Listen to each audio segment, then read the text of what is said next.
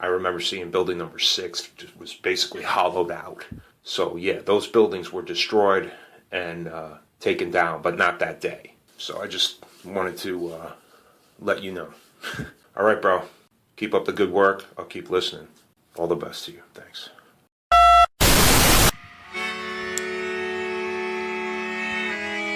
In the 1930s, President Franklin Delano Roosevelt addressed the nation through a series of radio broadcasts known as the Fireside Chats. His aim was to reassure the common man that our society would recover from its troubled times. But we're far from 1930, and I deal with a different kind of fire. For a new era of worldly frustration, we offer a fresh conversation. I'm Greg Carlwood, and these are the Higherside Chats. Hi-ho, it's down the hole we go, people. How are you, Higherside Chatters? Better every day, I hope. And me, well, I'm drinking a little drink and smoking a little smoke, trying to get my head right for the mind-melding road ahead. Today we're going to go deep into the Anunnaki story with one of today's leading experts on the story, Gerald Clark, and he ties in so many other topics: consciousness, chakra systems, reincarnation, the senses, the limitations of the human body itself, the major religions of the world, the symbolism we see everywhere, the entities involved with secret societies. I mean, this could be the big story, and I found that a lot of these pieces do fit, and it's a perspective that's hard to ignore among the many strange possibilities that we entertain. It does take some time for us to get through this history, the lineage of these entities, and the tales of their time on Earth, but once Gerald lays a good base, and this stuff starts relating to the things we see from the elite today and the mind control grid, it gets all the more fascinating, and I'm sure a lot of you will tend to agree.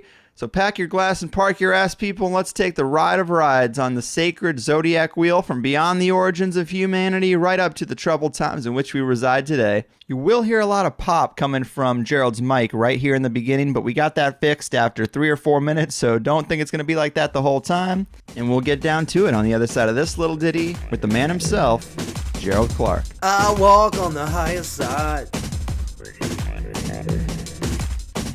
I walk on the higher side.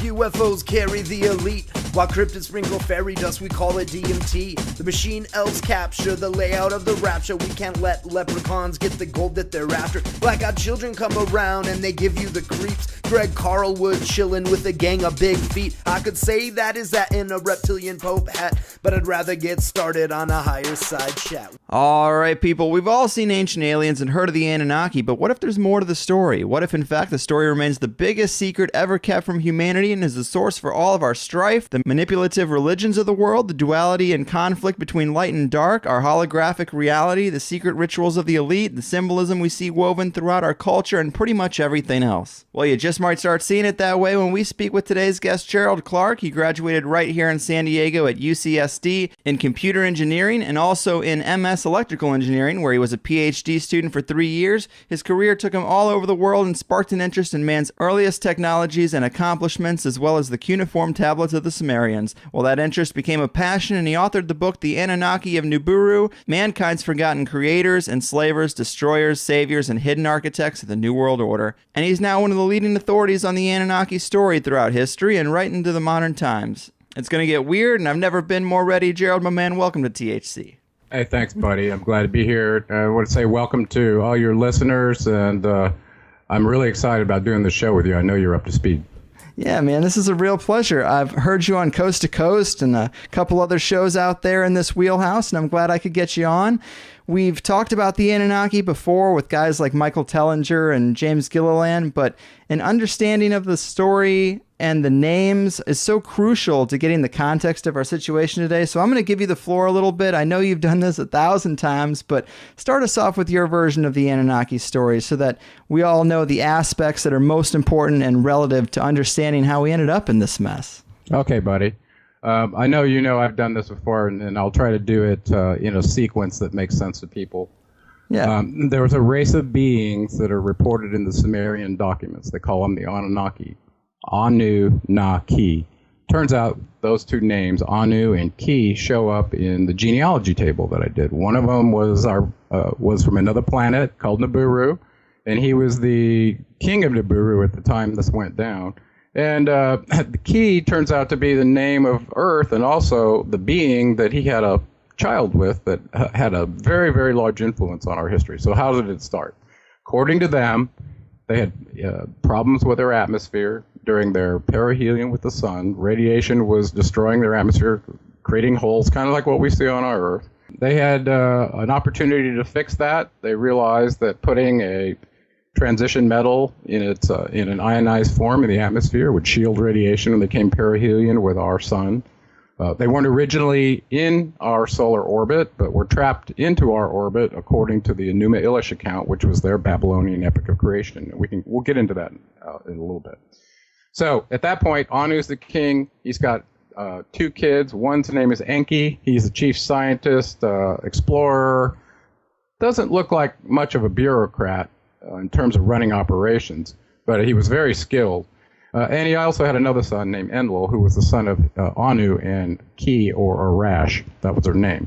So it turns out that Ki was Anu's half-sister, and that's why Enlil plays such a role. So there's Enlil and Enki. Okay, keep those in mind. Mm-hmm. One's like a bureaucratic commander. That's Enlil. The other one's like a wild-eyed scientist that knows no limits, okay, including genetic limits. Okay, so he sent his son Enki to the Earth to verify that there was enough gold that they could ionize. Some people have asked me, well, why didn't they just make it if they were so advanced? It's a good question. And we can look to some of the alchemy that went on with one of their progenitors, and we can talk about that. Okay, so Enki was sent to the Earth to verify that there was gold here that they could use to ionize in their atmosphere to shield them from radiation. This is about 450,000 years ago. Quite a long time ago. Mm-hmm. Landed in the Persian Gulf area. Built the city of Eridu, E-R-I-D-U, which you can go online and look at with Google Earth or what have you. Very first city on the planet if it's 450,000 years old. They started looking for gold in the Persian Gulf, couldn't get it fast enough, got vectored to Africa by Anu. So Enki left the Mesopotamian region, went to South Africa, where we now know there are thousands of gold mines that are owned by the Anglo-American Mining Corporation and several others, but the latest is the Viking Mining Corporation that just set up their operation in Ghana. Go check out the largest deposit in West Africa where the Ebola virus is breaking out is right there. Okay, so Enki's getting gold in South Africa. He brought about 50 workers with him. They call them the Igigi, I-G-I-G-I. That's what they show up in the Atrahasis account. They did a lot of the work. They were dredging rivers, building structures, mining underground, and they were worked pretty hard. And after a very long time, and they tracked time in accordance with the time it took for their planet to go around the sun, which they called a Shar, S-H-A-R, 3,600 years. You know, and in actuality, when you have a planet that goes around that far, it could be off by plus or minus 50 years, according to our modern analysis of how a planet travels around an elliptical orbit. So that being said, it was, about a Shar is about 3,600 years. They've been working in these mines for many of those. So we have a time marker now, 450,000 years ago. And also the end of the Sumerian account list where the flood occurred was about 241,000. So if you subtract that off of this 450,000, you can see how long they were there working. Okay, because it wasn't but 600 years after Noah became the king where he actually experienced the flood. So you can back up from the 241,000 years ago and see that there were multiple floods, okay? Mm-hmm. And we'll talk about that. So Enki's getting gold in South Africa. He's got enough workers to kind of whet his appetite. They don't have enough of a labor force to do what's needed to be done. Underground mining tools and so on and so forth, because they originally planned on getting it, looks like colloidally, out of the ocean. So that said, the GG miners finally had enough. They were led by one of their fellow gods, as he was called in the Atrahasis in the first tablet. His name was Allah. Surprise, surprise. Where do we hear that name these days under the sign of the crescent moon?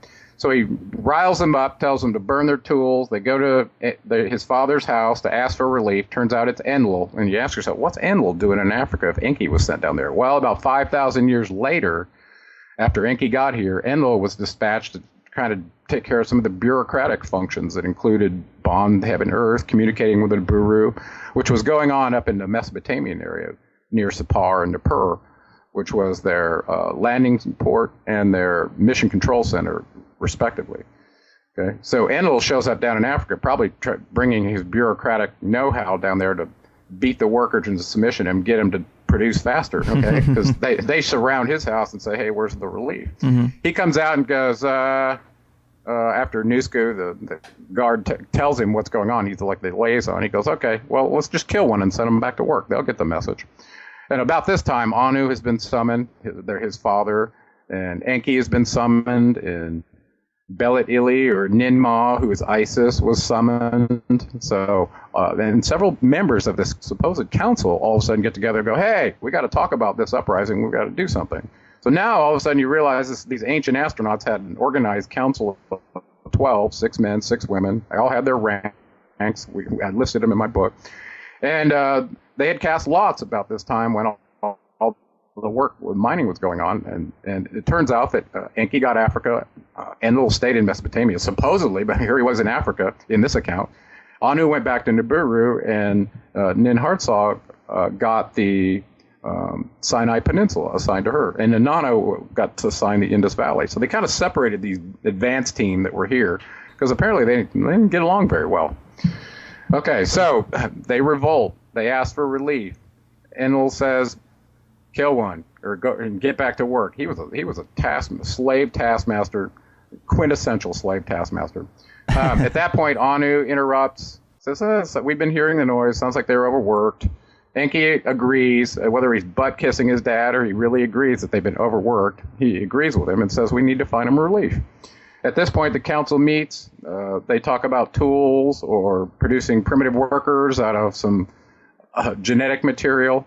And they opted to go the genetic route. And Enki and Ninhartsog were dispatched to Africa to go do their thing. They knew about the bipedal hominids on South Africa. They chose one, multiple ones probably, according to the account. They messed around with all kinds of animal DNA, chimeras, trying to produce a worker that could follow their instructions. But obviously not encroach on the consciousness, the lifestyle, the mental capabilities, the dimensionality that the Anunnaki had. These are supposed to be just slaves. So that said, imagine being a scientist and given the constraints to try to come up with some being that you can control. It's not going to get out of control, yet it can intelligently do enough of the complex things that you as an advanced race wants done.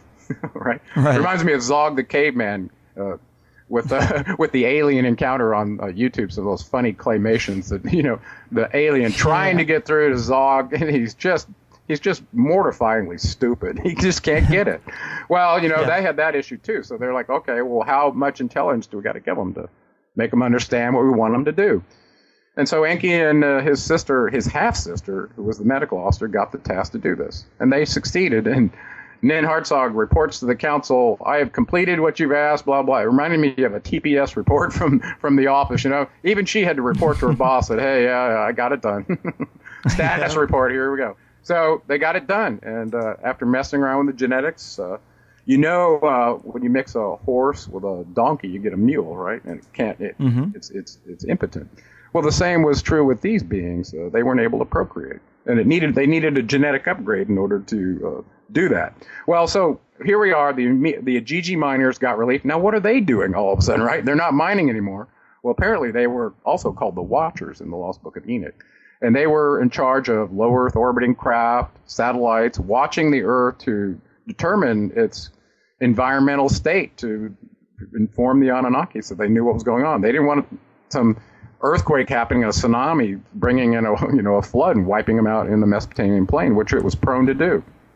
Huh. Interesting. Yeah. So at this point, they get their relief. They produce their primitive worker, and that's where you and I come in through this in vitro fertilization and having Ninhartsog carry the baby to term, and it looked like a full 9th-month term. It wasn't accelerated. Maybe later they genetically augmented their workers to have an accelerated life, but it looks like their normal gestation period is the same one that we have. We have so here we are. We're like faced with the idea of these ancient astronauts genetically augmenting a life form that was on this planet that just happened to be bipedal and made it just smart enough that it could do their bidding. So that's a real shock for most people to find that out. So how do we know this is myth and not, or is true and not just myth? Right. So that's where we start looking to the various written sources that we have about our history, whether it's the Bible or the Quran or it's the Nag Hammadi Gospels, the Lost Book, whatever your source is, you start synthesizing all those and you realize that some advanced beings, according to most of these cultures, came here and dispensed technology and civilizing aspects to these cultures to make them who they were. And the Sumerians were the penultimate example of that, having hundreds of first show up in their culture practically overnight. So let's not skip too far forward. Okay. So now the humans are in doing all the slave labor. And one of the really interesting things to think about is if this advanced scientist designed these beings to do these tasks, one of the primary features he would have had to design in them is that a control mechanism so that he could control an uprising, because that was the reason they replaced the Gigi in the first place. So that's where some important questions come in, and I think we're going to talk about those later relative to the electromagnetic spectrum in our consciousness, right? Right. So, right. So, okay. So now we know that the Gigi slaves did the mining. They revolted. We replaced them. And next thing you know, these humans, after they get genetically upgraded by the next being that shows up, which to me is kind of my hero. This is the caduceus-bearing son of Enki, whose name is Ningshita. Now, it turns out he has multiple incarnations. I'm just going to focus on a couple because it ends up getting crazy when you realize what they were capable of. Okay, so first of all, we probably ought to put a stake in the ground right now to understand that they had also known as names, and the reason they did that is because they lived so long. They were immortal to the primitive workers who only had a lifespan of 120 years. These beings measured their years in shars. So one shar for them was 1 year. Well, that's 3,600 years to us. So imagine you're 100 years old. They're 36,000 years old. You know, right? Right. That's hard to even wrap your head around. Wow. Well, so now keep that in mind. Let's wrap our head around it, because in the Sumerian accounts list, where Eridu was the very first city where kingship was lowered, all of a sudden, I just told you, Enki built the first one called Eridu when he showed up. That was his Earth Station 1, or his home far away, that he was using as an outpost while they were looking for gold in the Persian Gulf. Okay? So this is really, really fascinating. So now, after a period of time, they couldn't procreate.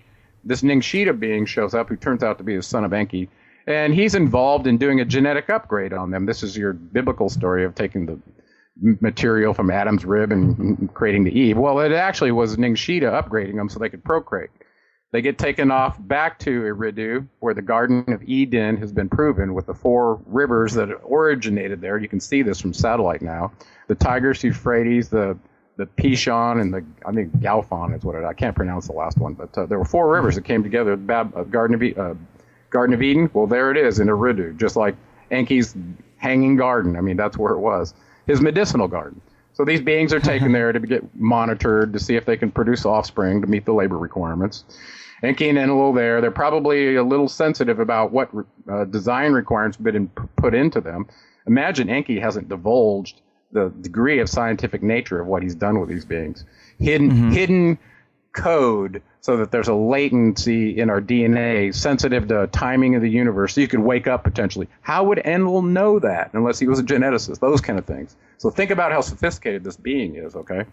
Who gave us intelligence, gave us a limited lifespan according to his writings of 120 years, and he also gave us the spirit of one of the sacrificed Igigi, I believe, whose name was Yahweh, and transferred the energy into our body. So is this why we have this destructive consciousness? Because we were the consciousness of one of the Igigi that got sacrificed, and they were kind of the slaves in the first place? Probably. Oh, yeah. So anyway, so now let's come back to the Garden of Eden.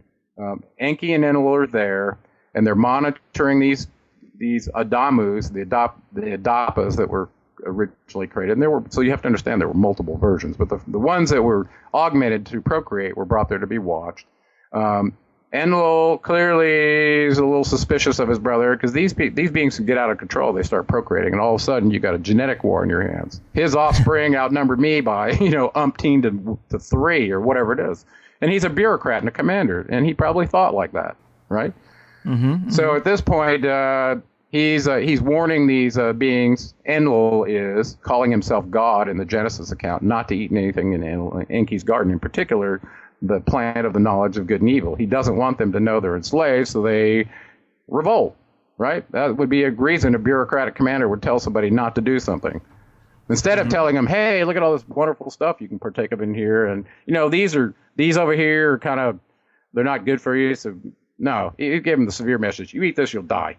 Right? That's what he said. So right. then Enki shows up and says, no, actually, you won't die. He tells him the truth. This is a scientist talking, right? You'll actually take on the consciousness of the knowledge of good and evil like we have. Clearly not what Enlil wanted with his slave species coming from his brother. Okay? So that's the real story. And so they leave the garden. I won't get into all the details of what happened. The Adapa actually became Enki's chief priest at Eridu, and he taught him just about everything known to a man on the planet. Really quite an interesting story. But at that point, they started proliferating. They could procreate now. And all of a sudden, imagine how many people there could be if it's unfettered in 600 years. The United States has been around for 200 years, and all of a sudden we got 300 million people. How many were there after 600 years? See what I'm saying? Who knows? Who knows? Their lifespan may be a little short or whatever, but there could have been a lot of them, millions and millions, okay? Well, at this point, Enlil is complaining in the Atrahasis account that the noise of mankind is too much, and he calls this Anunnaki council, the same one that agreed to produce them, to come in and start culling them. He's complaining about the noise, and he wants them gone.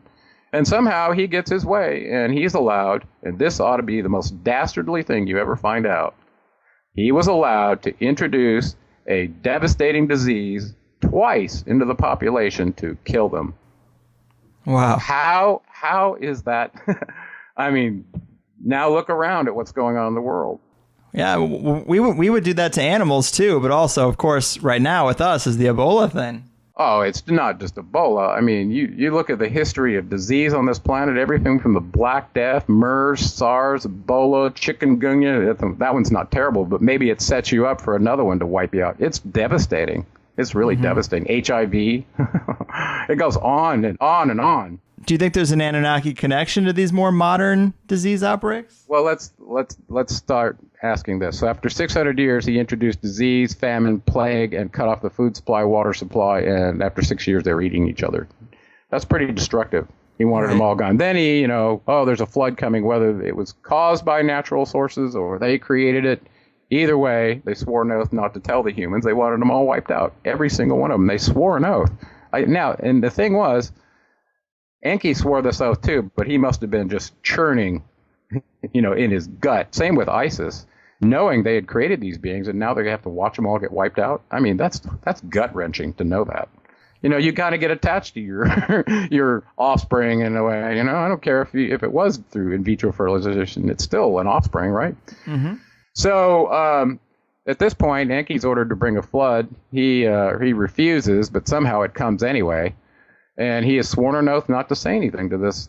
The Great Anunnaki is what Enlil called themselves. We, the Great Anunnaki, swore an oath that no life was to survive this flood. Well, now you know that, and Enki had gotten somebody out, and it turned out to be it was none other than his son, the king of Shuruppak, who after 600 years was there in the Bible. If you go read about the king of Shuruppak, it was Noah. Okay, when the flood came. Yeah, exactly. So it was exactly the same being, and he had lots of other names. He was called Atrahasis in the Atrahasis account, which he was telling the story, which is terrific. He was known as Ziusudra in some of the Sumerian documents, and he was known as Utnapishtim in the Gilgamesh account. All the same being. So all of a sudden, the idea of somebody having more than one name, let's just do that right now. God. How many names of God are there in the various cultures in the world? Right, too many. Matt, there are so many. So which one is the right one? And nobody asked themselves. It's just the three-letter God one that got put into the Hebrew account. Well, guess what? Enlil was the head of the council, and he was also the chief deity of the city of Ur. Hello, he was the patriarch. He was the one who set up Abram to be the patriarch of the three world's religions. Okay, and they call him Yahweh too. Yeah. Well, I got ahead of myself a little bit. Let's go. Let's do this flood thing. Everybody likes that. Okay, so here comes the flood. Enki tells Atrahasis, king of Shuruppak, guess what? Flood's coming. you're in Enlil's territory now. My territory is now in Africa. You got to tell all the council elders stuff. You're leaving, build a boat, and you're going to get out. And the reason you're going to tell them you're getting out is because you no longer have favor with my half-brother in this region. And it worked. And that's what he decided to tell them. Now, Enki was a scientist and a geneticist, and they'd been here for thousands of years. Thousands of years. They had probably gotten every sample of every useful plant, flora, fauna you can imagine as a laboratory aggregation of all this genetic material in Eridu. That's where they probably had it, because that was his first place where he was. He was there 5,000 years, by the way, before Enlil ever came to the Earth. So that was 450,000 years ago, Enki came. 445,000 years, Enlil came afterward to help bolster this mission. Wow. Okay, you with me? Yeah, I'm here. Okay, so now the flood comes. Atrahasis gets in his seed bank vessel along with an Anunnaki navigator that Enki appointed. They head for the IP point from Sapar, which is an initialization point for aviators out there that know what I'm talking about. It establishes the approach path vector to your landing site, and it's aligned with the runway. Well, that's what Mount Ararat was for Sapar.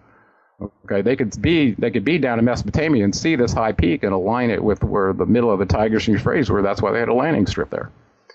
Okay, so Atrahasis was sent there on this boat. Probably because the tsunami that came in would have washed it up to the highest threshold of the Zagros Mountains in South Turkey, and then it would have washed back out. So they were probably hoping to, when they got washed in, is to get caught on the high ground there in order to survive. Anyway, apparently he was successful. Atrahasis' family, you know the story of Noah. He gets out of his ark and lands there. The water starts receding, and he builds a little altar to venerate the person that saved him. Turns out it was his father, Enki. Well, about that time, the Anunnaki are in low Earth orbit surveying the flood damage when Enlil sights Atrahasis, or Noah, and his family on Ararat. And it turns out, I think there were glaciers at that time. And it looks like the landing on Ararat ended up melting the glaciers, and the actual ark ended up about 13 or 30 miles south of where it originally was. And people have found it. People want to go on and look at the documentaries on Noah's Ark. They truly have found it, in my opinion. Yeah, I've seen those. I was curious about the validity of that. Yeah, that's a true story. It just turns out that it was in a glacier and it was sliding down the mountain there, and they may have called it slightly different how the mountains were named than what the locals ended up calling it. Who knows? But I think the mountain just to the south of there, I think it's within 30 miles of there. They believe that's where the glacier ended up depositing it. And from my experience and all the documentaries I've watched, I'm quite convinced that's it, and they found it. Anyway, so it lands there. They've got a seed bank to reestablish life. They do that. All domesticated cattle and seed grains that genetically have been looked at came from the Fertile Crescent for the most part. Now, I know there's some other grains around the world that ended up being added afterwards, but the ones they were using at the time have been genetically shown to be about 12,000 years ago come from the Fertile Crescent. Well, this coincides with the last ice age when the flood was. So this all made sense to me scientifically, right? Okay, so at this point, we find out that Enki's son, the king of Shuruppak, is actually Atrahasis, and Enlil finds out that he's his son too, and that's why he saved him. So they kind of go at it, Enki and Enlil, discussing this oath they took and that Enki violated it by saving him. And he convinces him, hey, we need some workers here to provide for us. Who's going to do it? We're here by ourselves now. Everybody's dead. Look at them all in the mud. And Isis at this point, she's going through some ritual. They have a necklace made to commemorate all these dead humans, and it's really a devastating scene when you really find out the real story of Noah's flood. So at this point, short time afterwards, a couple of the Anunnaki, some of them are demigods, some of them are full on. They decide to take this Adapa to Nibiru to meet Anu because they've created a new being on this foreign planet that they're doing this mission on, and I'm sure he's quite interested in knowing what the design constraints are, what are we in for, what are the problems going to be, how do we know we can control them, all that. So Enki sends a tablet along with Ningshita and his other son, Dumuzi. I always get confused about who Dumuzi belongs to after reading the accounts. He ended up marrying a gal named Ereshignal, who was the guardian of the underworld, if you will. So, and she was an Enlilite. So I was like, okay, let me figure this out. But anyway, so Dumuzi and Ningshita accompany the Adam to meet Anu. They give him a tablet. Ningshita secretly gives it to him, says, here's the design constraints for my father. Here's what they're doing. 120-year lifespan, get him intelligence. That's it. Anu sends him back, keeps Dumuzi on Nibiru for some reason, and later promises to send seeds with Dumuzi back to the Fertile Crescent, where it looks like the ewes and domesticated cattle showed up. Okay, so those came from Nibiru. Isn't that trippy? Yeah. Yeah. So that account of the Adapa being taken to Nibiru was so important to me, and you can read a really good version of it in the Lost Book of Enki from Sitchin. There are other accounts as well. But the idea that we had a destiny that was determined by this being Anu and was going to be, I don't know, managed by this other being named Ningshita, who turns out to be Thoth. I mean, this is absolutely the genesis of our holographic simulator, if you will, in determining what our constraints are in operating in this order of reality and how it is we're supposed to be used. So, I mean, that knowledge in and of itself is so important to the story, knowing that Ningshita played a key fundamental role in our management and unenslavement. He was to be our teacher. Mm-hmm. So I don't think he was to be able to teach us the way Enki taught the Adapa that got taken to Eridu, to the temple, but he was to be our teacher in this simulation to evolve our consciousness to the place where the Anunnaki found favor with us. Because apparently, imagine you create a genetic offspring, don't train it anything to do but hard physical labor. You don't tell it anything about its origins or anything else. Imagine the quagmire of screwed up thinking that can end up with, just like we have now, right? I mean, we're not that far off. Than your God, and we have the truth, and therefore we're going to kill you, and it just goes on and on and on. Right. Everybody knows the truth about it. There's no mystery. So, anyway, hey, at this point, I want to bring in something that you mentioned in your script. Okay. I was listening to Anthony Sanchez recently, and he was a kind of a technologist in California, like I was, who ended up on this Anunnaki story. And he got his story. He was definitely a blogger and keeping track of ancient astronauts and the Anunnaki and such. So he knew the story. But then he met some military secret source who gave him the lowdown in a private meeting about what's going on here now. In that account, he indicated that he believed the Ajiji were the alien Greys. Right. And I kind of took exception with that, and here's why. When we look at the depictions of the Watchers and their offspring, which became the Nephilim, we know that they were humanoid looking, even though they got really tall after apparently about 600 years. There was something in their DNA relative to their existence on this planet that after a certain period of time, and Paul Hellyer verifies this, and so does Charles Hall. Charles Hall does, and not Paul Hellyer. And that after about 600 years, they start growing quite large, and this is their downfall somewhat, and that their internal organs can't keep up with their skeletal structure. And this is something in their genetic code that causes this. Well, look at King Gilgamesh. He was huge compared to the populace. They showed him wrestling with two lions like they were kittens. Right. That's how big he was.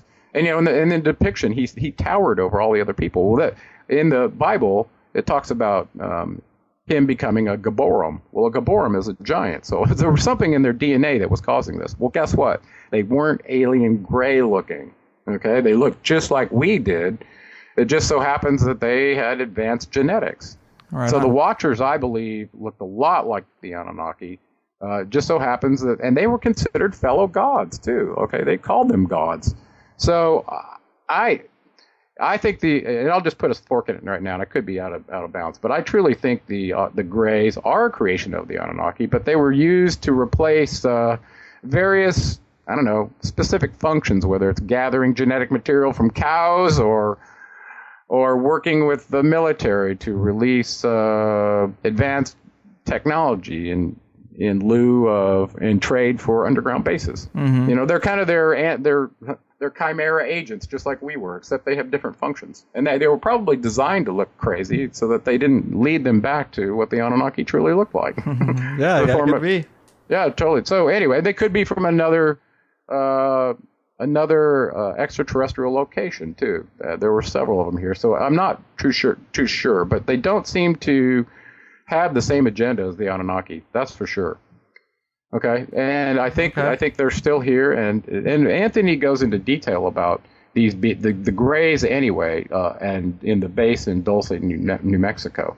And I won't steal any of his thunder, and I hope people do support him, just like they do me. But he's got some really great interviews talking about the Greys and some of their agenda. And apparently, according to him, the Anunnaki were trying to kill them off, and they gave him some disease like Sarupa or Saku disease, just like they did the humans, and then exiled them to New Mexico, where they ended up living underground and they thought they would die off. Well, they didn't.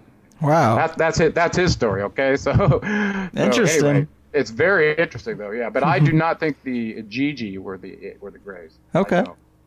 So are there any Gigi left? This is an interesting question. In the Lost Book of Enoch, these watchers that took on, they took human wives for themselves, 200 of them under Azazel's leadership. They got a severe sentencing, which I truly to this day still don't understand. They were sentenced to be completely destroyed, according to Thoth, Enoch, Ningshita, who's telling the story, by the way, at the end times, because they contacted him to run liaison with Anu to get them pardoned. He was the messenger, okay, back and forth. Ningshita, remember Mercury, Hermes, the messenger god? He's the same being. Yeah. So he comes back with this bad news that, no, you guys aren't going to get pardoned. You're going to be, their own energy is going to be recycled at the end time. So keep that in mind. Imagine there are some beings who have been trapped on in this simulation, in this quarantine simulation. They can't get out because of their constructs, probably because they were created by the Anunnaki too, and they're to die here. And here we are, close to the end times, assuming that's true. Of course, every generation has said that, but we have some pretty good indications this time, and we can go over those. Anyway, suppose they're trapped here, and they realize, hey, we're going to be recycled. We're going to take as many of you with us as we can. So I truly think that some of those showed up in some of the, jihadist organizations around the world. That's an interesting idea. Yeah. Because in the first Gulf War, which was interesting to me, I almost went to it. I got out of the military flying attack helicopters in 1989. The Gulf War started in 91. So my friends went there, and they were looking through the telescopic sight units of Apaches while the vehicles were leaving the Khafji Road out of Kuwait after all that carnage. As a matter of fact, one of them fired the first missile that stopped that convoy before the Joint Air Attack Team mission was done. And I actually ended up in observation helicopters by the time I was 25. I realized, I had a lot of testosterone, and I was trained to kill a commie for mommy. But guess what? I woke up, I became a conscientious objector. I didn't want to do that. Amen. And I couldn't wait to get out. Actually. I'm very lucky I did not have to slaughter massive numbers of humans, because I sure was surrounded by the weapons to do it. Yeah, jeez. Yeah, so anyway... what year are we looking at now? The floods happened, and we're not quite obviously up to the writing of the tablets, but do you have any idea what type of year we're looking at? Well, so keep this in mind. It was 600 years after the breeding program, which started 200,000 years ago when they first wiped people out. Okay, there were 4 major floods, according to the chief priest of Sais in Egypt. We think of only one of them. Okay, and there were many minor ones too in that area. So what we know is about the last ice age. It was about 12,500 years ago when the major last devastating flood came through. And so what we believe is that was the flood of Noah. But then you go, wait a second, how could that be? How could Noah be that old? That's not possible. Well, guess what? In the Atrahasis account on Mount Ararat, when Enlil finally conceded to Enki that he was going to let him live, he gave him the ritual, the right, the access, whatever it was, to eternal life on the spot. It's in the Atrahasis account. Guess what? Noah's still around. How do you like that? Unless he was killed, his DNA is is such that his telomeres don't decay, and he got eternal life just like the Anunnaki had. I wonder what he thought of Russell Crowe's depiction. I bet he rolled over. I bet he just slapped his knee and said, "That's the most dastardly misrepresentation of my story I've ever seen." Yeah, that's what I think. So anyway, the whole idea of the nursery rhyme, all these animals going onto one boat. I mean, that's that's not even possible. I mean, come on. But bringing the genetic material from them, now that's intelligent. And that's what they would have That makes a lot more sense. But I mean, even as much as 80 years ago, people might not have even thought of that. Well, that's true, because they were fed this Hebrew distorted account in the Torah that was completely wrong. That was designed to placate this monotheistic, calling himself God, almost head of the Anunnaki Council, genocidal murderer. Well said. So get us up to like Egypt, because that's, I think, as far back as most people are pretty familiar with, or Sumer, either one. But we got some ground to cover still. Well, let's keep in mind that there was multiple histories in Mesopotamia. They started out 450,000 years ago, set up a redo, eventually set up 7 pre-diluvial cities or so that were serving their various functions: metallurgy, mining. Shuruppak was the health center. Bad Tabira was ore processing. Sapar was the landing site. Nippur was their mission control headquarters. And Ur also was a religious center, too. So Enlil showed up at Nippur and Ur, both of them. Okay. So how do we get to Egypt? Well, we knew in the casting of the lots in the Atrahasis that Enki was given all of Africa, which includes the northern part where Egypt is. Okay. So he clearly went down and followed the same model he had done in Mesopotamia, following where the rivers dump into the ocean, because that's where all the fertile soil is, and you got a fresh source of water all the time. So he chose the Egyptian Nile, right at the head end of the delta where the Egyptian civilization got put up. Now, first of all, let's get some timing stuff straightened out. If they built Eridu 450,000 years ago, and then built several pre-diluvial, before 12,500 years ago, cities in southern Iraq, and then they were destroyed. Well, where does the Giza pyramid and the Sphinx come in? The two most famous ones, and all the other civilization along the Nile. Huh? Well, we have some evidence to show, and if you go with the Egyptian curator, they'll tell you, oh no, it's only 3,100 years ago that the Egyptian civilization was established. Well, we know in 3800 BCE, Eridu was reestablished. We already know it existed 450,000 years ago. So after multiple floods covered with mud, they rebuilt on sites that they probably could get back access to the foundation stones, hoping that they got another long run before the next flood. Finally, it looks like they gave up. They got tired of that and moved up to higher ground. Egypt. How we get to Egypt? Okay, so in the casting of the lots, Enki got Egypt. And so the very first dynasty of Egypt, according to Manetho, was ruled for 9,000 years by the first god. The first dynasty was all gods, meaning they were all the Anunnaki purebreds. They weren't demigods or offspring of the Anunnaki and the primitive workers. Okay. So the first god of Egypt was Ptah. He served in the first dynasty for 9,000 years. That was Enki. He set up Egypt. Okay. Okay. Now let's go back to the Sumerian account, or the Sumerian kings list. We can go through just the first 9 rulers, and it ends up around 240,000 years.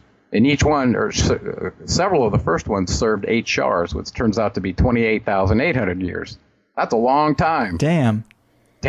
So all of a sudden, you think about a 120-year lifespan being like us, looking at them, going, you dudes live a long time. Do you ever die? We thought they were immortal in the Greek gods, right? They all viewed their gods as immortal. Well, now you know why. Yeah, great point. They had different genetics than we did. Yeah, that makes sense. Yeah. So, and while we're talking about that, we might as well bring up the 2009 3 scientists that got their Nobel Peace Prize for discovering the telomeres, when they decay, is what causes aging. And if you can stop that, you stop aging. And all the longevity hounds in the world really got on board with that and said, wow, we can live forever now. And I thought about that, and I was like, wow, maybe they designed us with these short lifespans because we got so little time and so much to get accomplished. We just got to get it done. Matt, work expands to fill the time you have available. So if you're trying to evolve your consciousness and get out of the simulator, and you give them 600 years, you're 200 years into it. Well, I'll be through with my martinis and my hedonistic lifestyle another couple hundred years. Then I'll get working on that. Right? Right. But you give them 120 years and it's really short. Guess what? they gotta evolve fast or they get recycled, and we'll talk about that now. Right. I was wondering what you thought about how reincarnation ties into this.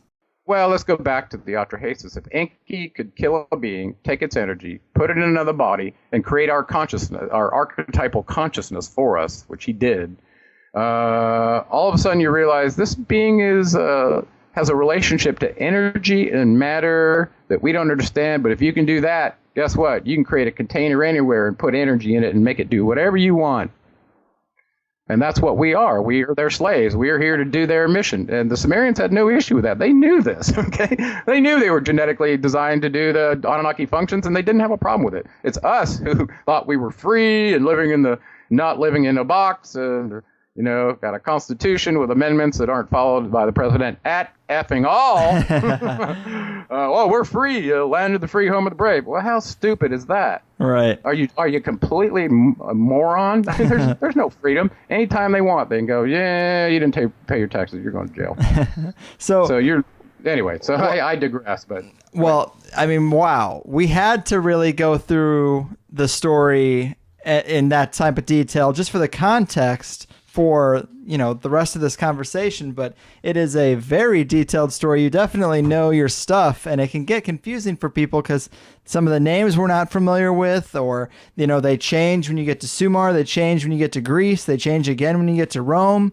But exactly. But once you know that and you see that and you characterize just one of them, and by the way, we didn't even have to guess. Guess who told us their names across culture, so we wouldn't have to guess. It was Isis herself. Mm-hmm. And then she had a stela in Rome that I personally saw, and you can find this on the internet, where she gives you her different names in different cultures. And you're like, oh, that was the mother of humanity that stuck her neck out to do that. How about that? Man. Anyway, the in vitro fertilized mother. But she had many children with Enki, by the way, too. Not in vitro fertilized ones. Yeah. So I wanted to double back just a little bit. This control mechanism that you've mentioned and have alluded to a couple times, you mentioned its connection to the electromagnetic spectrum. Can you elaborate on that a little bit? Okay. Well, first of all, I want you to understand the construct of the brain. We have 3 different layers of our brain through our probably genetic augmentations, the latest of which is a neocortex. Okay. You've got this mammalian and a reptilian layer as well. Well, all of a sudden you realize that, look at a reptile. It can take light into its pineal gland and derive enough sensation of this threshold to color its skin to absorb the right amount of radiation for energy. That's amazing. Right. So the pineal gland is its closed-loop feedback system for regulating its temperature and its energy. Okay, so what I'm leading up to is all of a sudden there's an interaction between energy and matter, electrical beings, biological beings like us. We're electrical beings. I mean, look at modern science and all the instrumentation that's looked at us. We can be characterized in terms of frequency. Mm-hmm. Our visual range, our auditory range, our vocal range, and our EEG range relative to our heart rate. I mean, these are frequencies, okay? So we're electrical beings. I just demonstrated to you in the Atrahasis that Enki, this chief scientist from Nibiru, clearly understood enough about energy and matter to take energy out of one being and put it into another one. Wow! Think about that. So Power. You're a container that he can put energy into. Okay, so now let's think about that model. Energy and matter. You're a container. There's energy that can go into you. How is it stored? How is it interfaced to you such that you could potentially be controlled or interfaced to by the Anunnaki? Well, let's start with our brainwaves. We can go delta, theta, alpha, beta. That's about a half a hertz up to 20 hertz and you can look at this on any monitor to see that that's our brainwave frequency. Okay. Mm-hmm. We know that there are various perceptions of reality that are correlated with brainwave frequency, and I hope everybody gets a chance to read Robert Monroe's book, Journeys Out of the Body. He found out that if you're between this awake and sleeping state and you keep your mind awake, focused on something, let the body go to sleep, that there's, all of a sudden you start changing brainwave frequency and it's some pretty bizarre stuff, including separating your energy from your body. And this isn't new. I mean, this has been going on since, when I was 17, I read that book.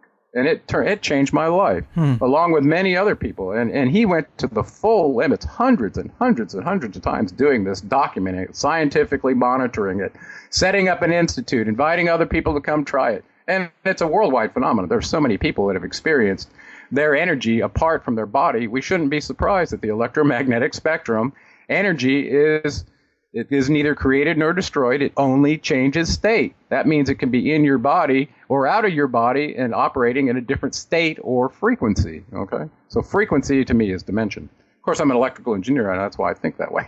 So all of a sudden you realize, wow, all these weird things that happen in the electromagnetic spectrum can happen in my brain. Well, think about a radio signal.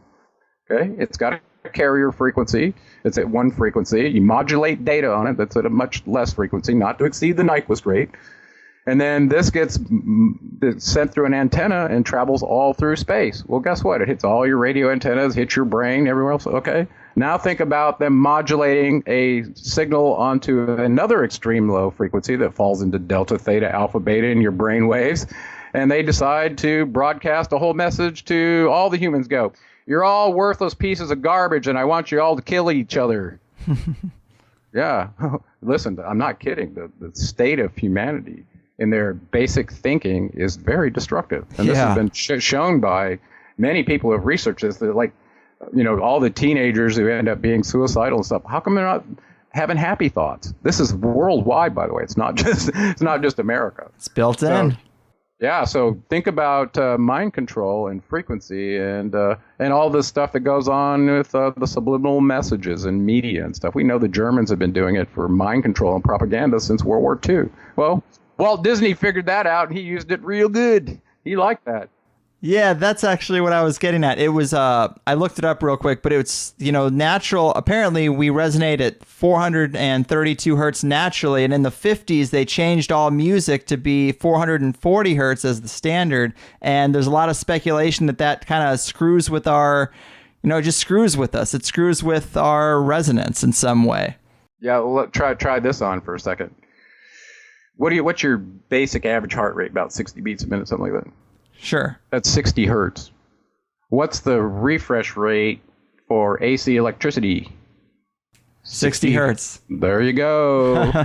So you could use the wires in the wall to monitor the heart rate of a being if you had the telemetry ability to monitor that signal off the power grid infrastructure. Every being. Wow. That's a primitive way to do it, but now they've got much more advanced ways to do it now. I mean, we've had satellite technology since the 60s. Do you realize that can do facial recognition and voice recognition? Right. So imagine taking it the next step further in the electromagnetic spectrum and going, hey, what chakra is that being evolved to down there? Is he in danger of waking up and revolting against the powers that be? Let's take a look. Up this pocket over here near Boulder, Colorado, and San Francisco, I don't know what's going on with them. Maybe they're taking drugs, but a bunch of them are waking up. Look at the color of their chakras. There's some that are even in their third one, their fifth. Wow. You see what I'm saying? Listen, so we're little color blips all along the surface of the Earth that can be detected with satellite imagery to determine where your consciousness is. And then you just cause a little disaster for that area.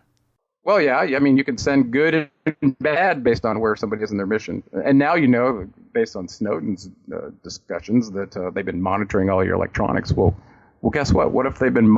You're a telemetry being.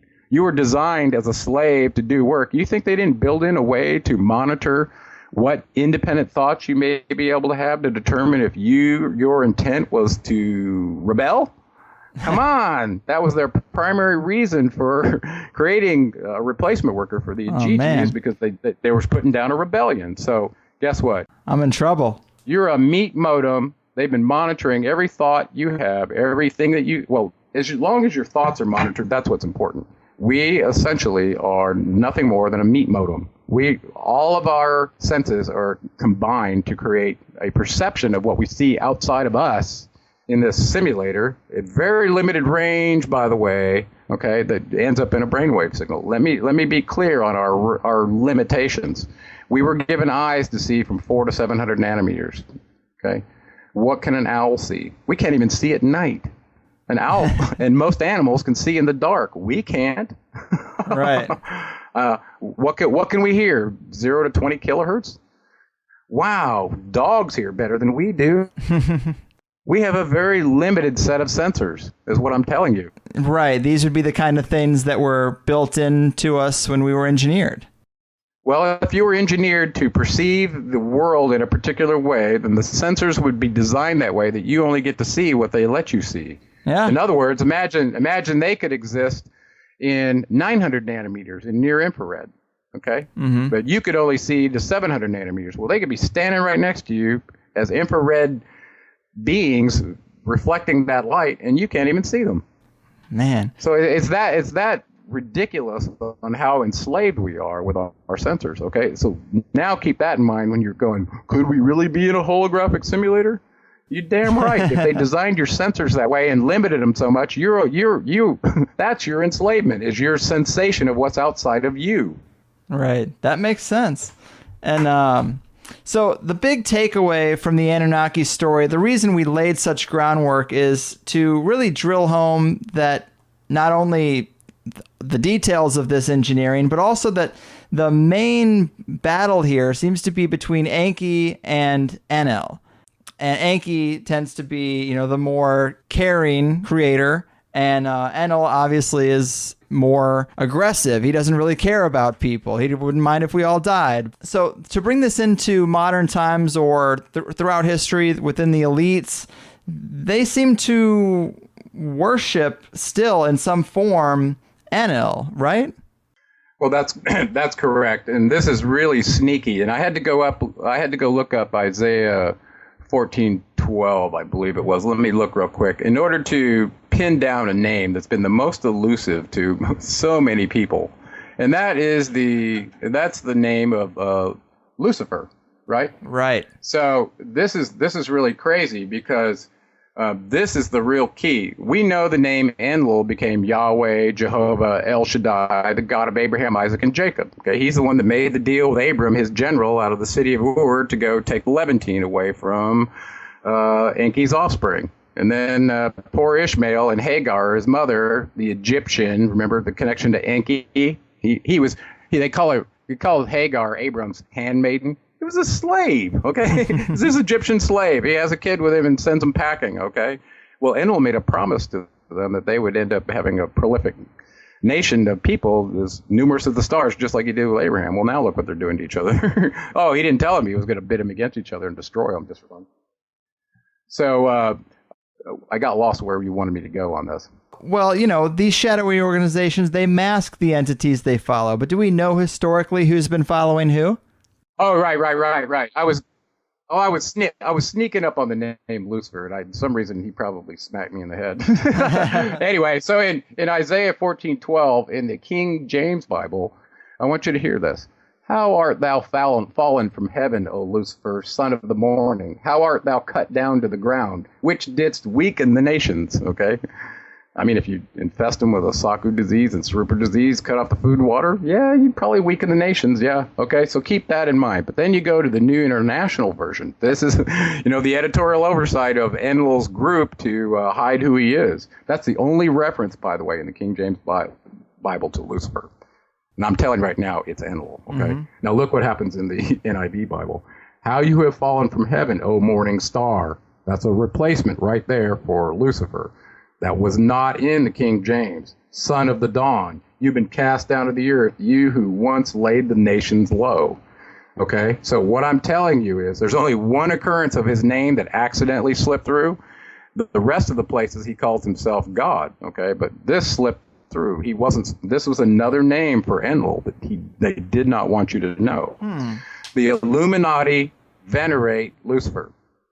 That's a fact. There's no question about that. The Catholic Church venerates Lucifer and calls his son Jesus. Okay?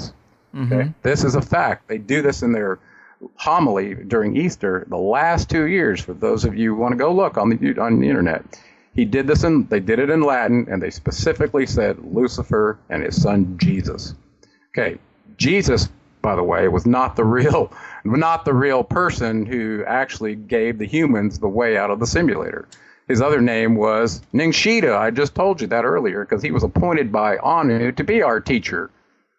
And he had many incarnations. And Edward Casey did a great job in a table talking about the many incarnations of Ningshita.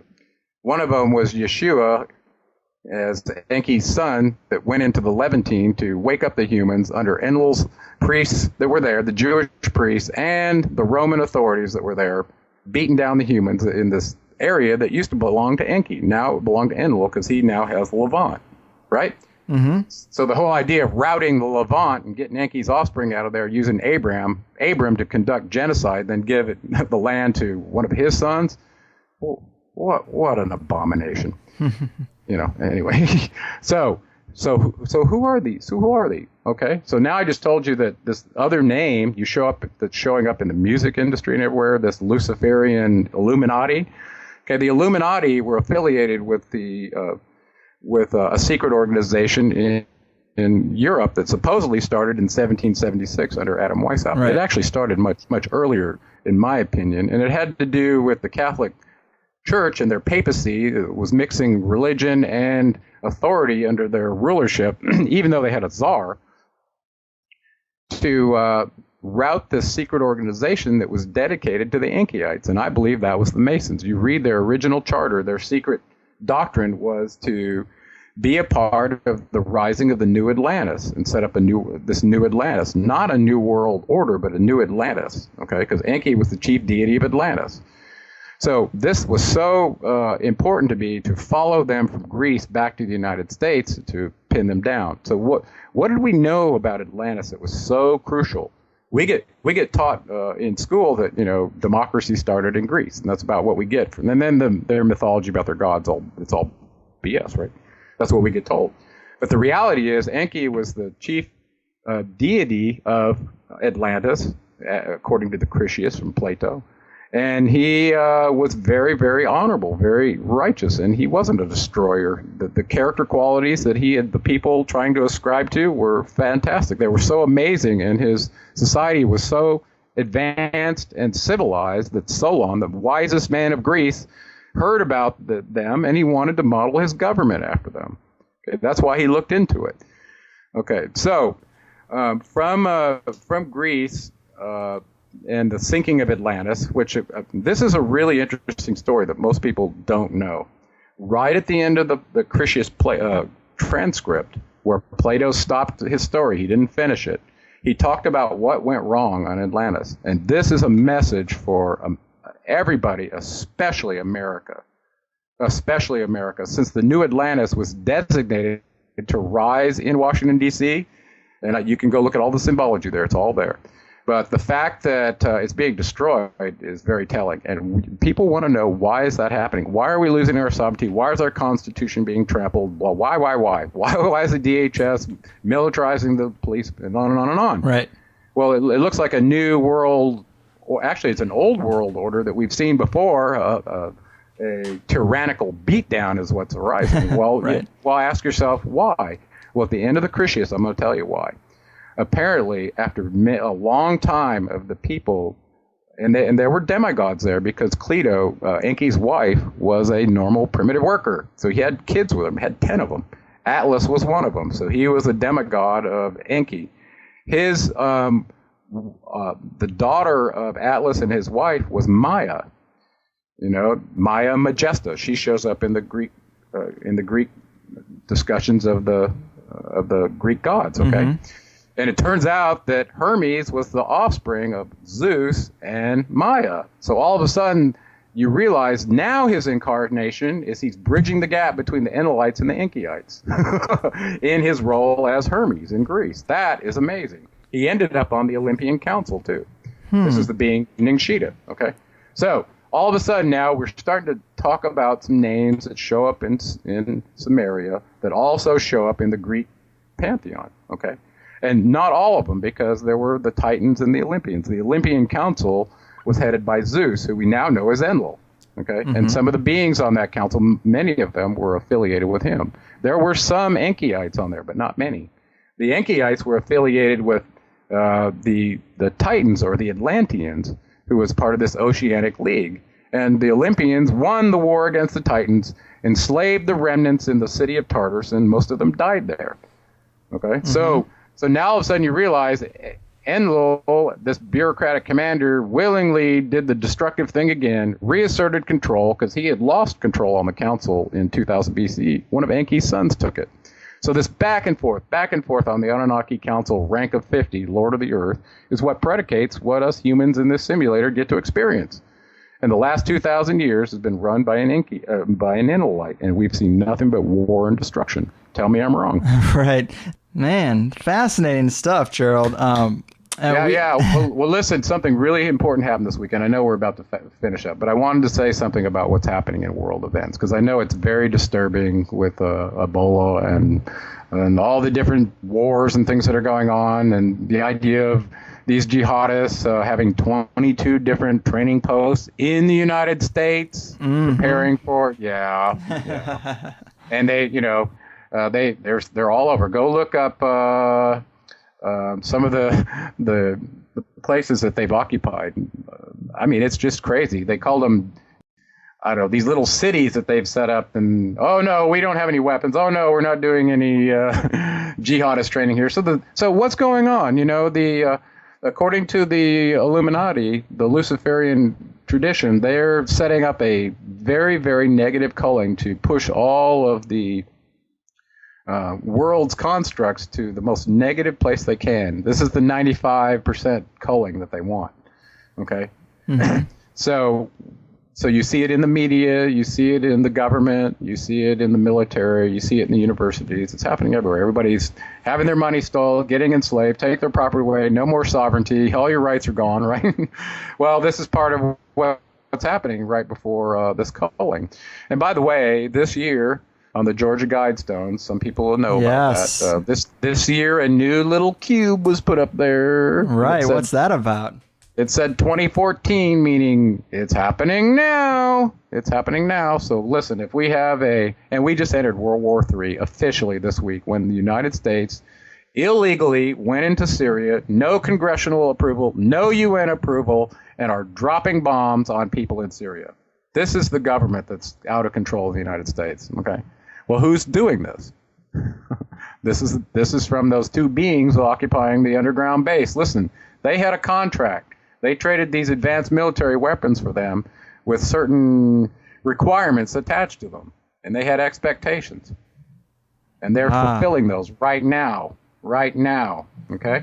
Man. And remember I mentioned ISIS's name getting smeared, Hermes 9000 drone getting smeared with Israel, and Enki's symbol, the trident, getting smeared. Well, listen, I think the Enkyites are planning and plotting. They're absolutely the best world's chess players, and when they come out, they're going to pull the carpet out from under the New World Order. It's already happening. It's already happening with Russia and China joining together. So there's an alternative world monetary system to the petrodollar that means nothing. It's already happening. So creation and destruction happening at the same time. And I truly believe that, unfortunately, if you're in the United States, you're in Enlil's territory right now. And just like in the Atrahasis, when the king of Shuruppak decided he was in Enlil's territory and he had to go to Enki's territory to survive, that's what's happening in the United States. You can pick up a gun and think you're going to fight these beings and blah, blah, blah. You're out of your mind. You're out of your mind. You pick up a gun, you've signed up to be destroyed, just like an Alien versus Predator. Watch it again. Very insightful movie, that Alien versus Predator. Yes, it was, wasn't it? Yeah.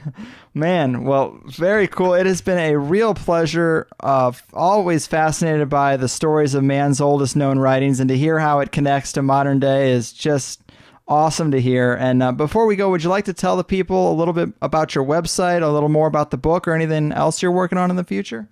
Certainly. My book is The Anunnaki of Nibiru. It's available on Amazon. And if you go to my website, Gerald, Gerald, Clark, 77.com, I've got links there for my audiobook, which I sell for a very meager $7.77. And it's available digitally for people to download it. There's links there to my Facebook and my YouTube channel. I got a bunch of videos under the Anunnaki of Nibiru playlist there for people, including some of the legendary videos of Zecharia Sitchin as he interviewed with the head of the Naval Observatory in Washington, D.C., to discuss Nibiru, and that's when it was disclosed. So I find that's a really wonderful video. There's a whole bunch of videos in there. Some of them I've done recently, tying together the African gold with Ebola and the quest of the New World Order to get that gold so they can prop up this petrodollar.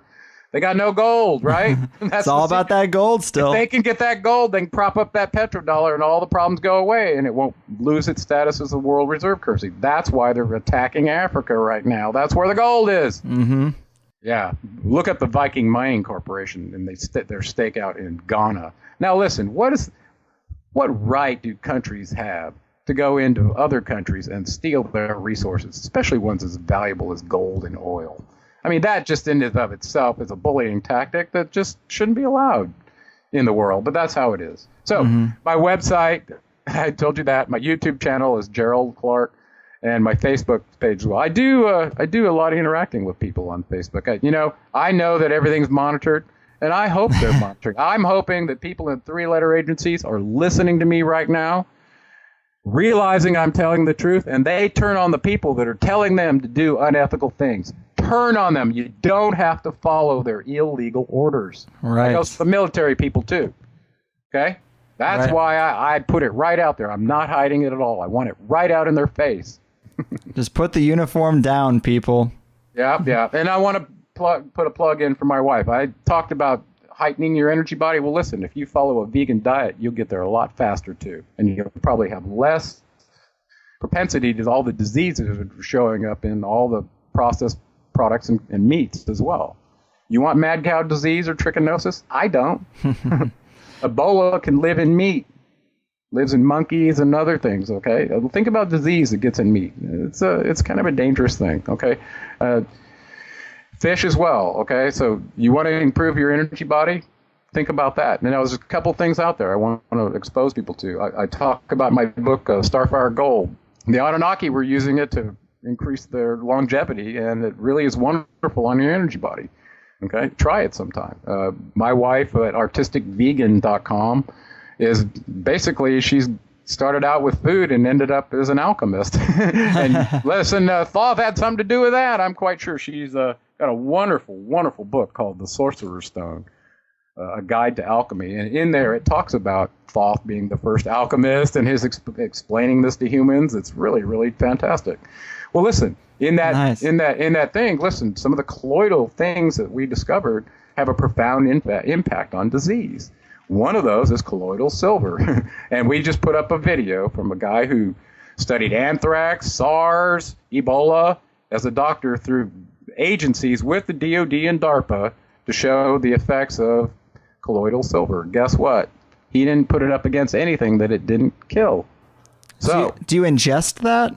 Absolutely. You can do it topically or you can ingest it, no more than 10 parts per million. So we've started producing it now. Lots of other people do. And it is fantastic. And listen, that could be the secret weapon against every disease on this planet. Man, I'm going to have to get in on that. Well, look, we'll do some research. Go to Artistic Vegan and get the link to the doctors that are disclosing this. It's not me, okay? But I listened to what they're saying and then realized the method in which this works, and I realized that they weren't lying. I'm a scientist. I can figure this out. Well, they're telling the truth. So we got it and started experimenting with ourselves. We're very excited about it. So that's awesome. I want to see that. I want to see a clinical trial done with Sierra Leone, for instance, to talk about this. Not that I want to push products. Not at all. I want people to make it for themselves. Okay? Because we should not be vector agents for an unethical government that's experimenting on us. Okay? Amen. Yeah. Well, let's leave it on a happy note. I think creation and destruction are happening at the same time. Choose creation in the Enkyites, and you'll have a good chance with Thoth's leadership to get out of the simulator and move on to a new dimension to evolve your consciousness to the next mission that you get. Maybe it's another planet. Maybe it's having your own planet to try to play God on it, since you don't agree with the way they did it. Who knows? Cheers. Yeah, well said, man. Thanks so much. This has been a serious pleasure. Hopefully we can do it again sometime. There's so much more depth to this material. But until then, take care of yourself, man, and hail Enki. Yeah, and hail the creator of all, too. And listen, brother, I really appreciate it. Let's do it again sometime. For sure. There we have it, folks. A guest I definitely enjoyed, a narrative and perspective that I think does a great job of clearing up a lot of the layers and layers of confusion that have been laid upon us. We did fit a lot of great stuff into that first hour, and in the Plus show, Gerald gives us more examples of the big illusion, how the zodiac wheel really relates to the changing of the Anunnaki Council and the new direction of humanity, and that's why so many ancient cultures built structures to keep track of these celestial alignments. We talk about Admiral Byrd running into the Anunnaki at his journey to the pole. We talk about the stories of the tall whites and how they're most likely the Anunnaki themselves, underground bases, our DNA, the chakra systems, the Great Awakening, reincarnation, our diets, the cover-up of Egyptian mummies, the Great Culling, how this ancient story relates to the modern-day religions, ISIS, the Malaysian Airlines ritual, the Hermes drone, how this plays into the global currency wars and our situation with Russia. I got to admit, it's a pretty compelling angle. So consider the $5 tip to me and THC and unlock the mysteries of THC+. But whether we're talking about the Anunnaki or the Archons or the Reptilians or the demons of the Abyss, there is some type of strange communication going on between the elite and something above them. I'm pretty comfortable saying that now, and might not have been 2 years ago. But we're on a journey, looking at these strange topics from every angle, and a different lens is going to seem clearest to different listeners, but all in all, considering how diverse THC can be sometimes, 99% of you guys are super cool and respectful to the guests and me, and very open-minded in a closed-minded world. I just couldn't be happier with how things are going. I was just asked by the people of the show Portlandia to be able to use the Riot Cops design from Conspiracies and a skit on the show in their new season, so that's pretty cool too. We are up on Stitcher for iPhone users now. You just search for the Higherside Chats Plus on Stitcher and it'll prompt you for your login. So that's awesome. They made a special system just for THC, so big thanks to them. It doesn't work on PC or Android, and I'm not sure if it ever will, but there are so many good options for Android that it really isn't necessary. And a few more people are throwing in that extra $5 to the money bomb now, so I think we are just over $200, and usually we pick a winner on the last episode of the month, but this time it's going to be the episode after, because I actually have this show, the next show, and the show after that complete and good to go and set to release on schedule, because me and my special lady are taking our first trip since I left my job in February. We really haven't been able to do much of anything, and we're taking a road trip up to Seattle and Portland, up through the Redwoods, going to see Crater Lake and Mount Shasta, and some cool-ass national parks. We are sleeping in the car, but I'm still super, super psyched. I've been working so hard on this and been so stressed about making it work, and second-guessed if it was ever going to work, and now THC Plus has a decent-sized base. I've managed to be my own tech support and customer service for Plus people. Anyone who's had a little hiccup knows that. And I think a place has finally been reached where I can take a little time off and celebrate the accomplishment and reward an amazing partner for having the faith to hold up the financial pillars of our life while I worked on this dream and took some risks. And so she deserves this time away as much as anyone, more than I do. She's been the biggest silent investor in me and THC, and we really wouldn't be here if it wasn't for her and many other people. So that said, if your partner does have a passion, think about how you could foster that and maybe make life better for both of you. But the next two episodes are in the chamber, ready to roll out for you on the 18th and the 24th. And if any listeners in the Seattle or Portland area can offer any trip advice or would like to grab a drink or a smoke, don't hesitate to Facebook or email me, and I'll see you guys in the future. Much love and appreciation for all of you. That is it for me this week. Here's a closing track called Are We Alone by a very talented lady who goes by the name Nordic Fire. She's using the violin in new ways, and she does amazing cover songs as well. We've been talking about having her cover some of my favorite songs. Hopefully we can find the time and resources to make that work. But if any other talented people might want to work on some cover versions of relevant songs, shoot me an email on that as well, and maybe we can form a group of house bands for THC. Well, either way, she's great and also has an awesome Radiohead Creep cover out there too, so check her out, and I'm going to go hit the road. Your move, Analytes of the Dark Cabal. Your fucking move.